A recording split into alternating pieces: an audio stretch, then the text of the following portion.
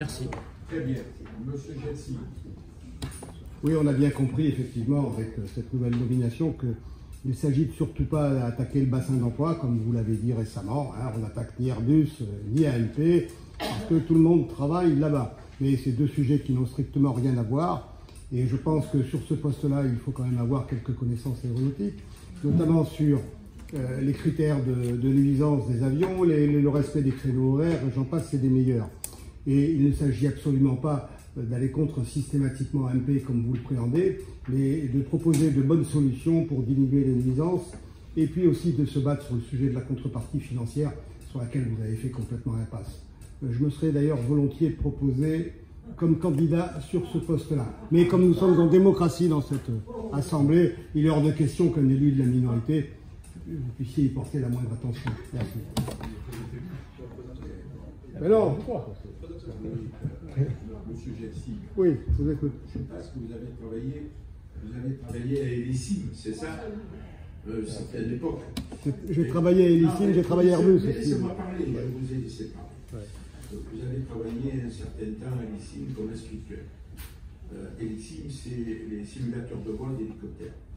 Et vous êtes parti, pour des raisons qui vous concernent, dans les Émirats quelques mois.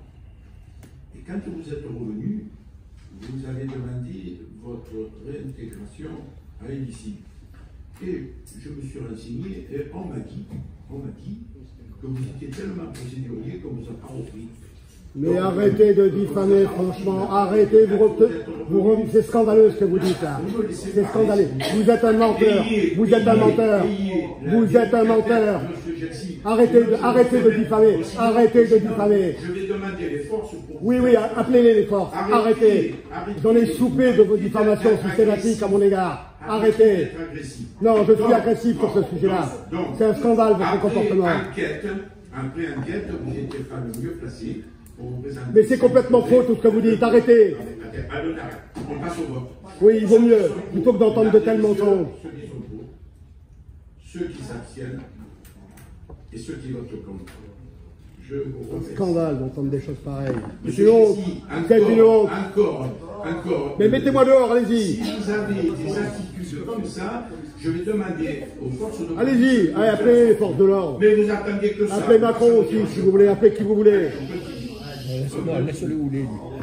Il s'agit maintenant de l'attribution de véhicules de service au directeur des services techniques.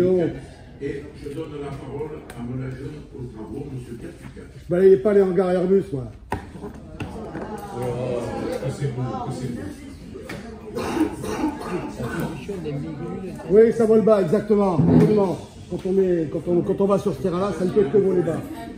Ouais, c'est moi qui vole bas. Mais renseignez-vous sur la vérité. Ouais. Monsieur Jetsi, pour la dernière fois, je vous demande de rester calme. Avec ce que vous dites, c'est compliqué quand même. Hein. Vous, ayez une attitude de maire digne. Une attitude de conseiller municipal.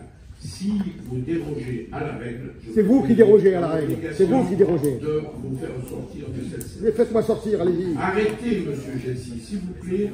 Vous qui êtes un illustre pilote, je pense que vous auriez quand même l'intelligence de vous tenir correctement dans une assemblée. Et vous vous tenez correctement vis-à-vis de moi? Simplement et correctement. Allez, donc, voilà. Alors, monsieur Pertuca, vous avez la parole. Je vous remercie, monsieur le maire, d'être revenu. Donc, vu le Code général des collectivités territoriales, notamment son article L 2123-18,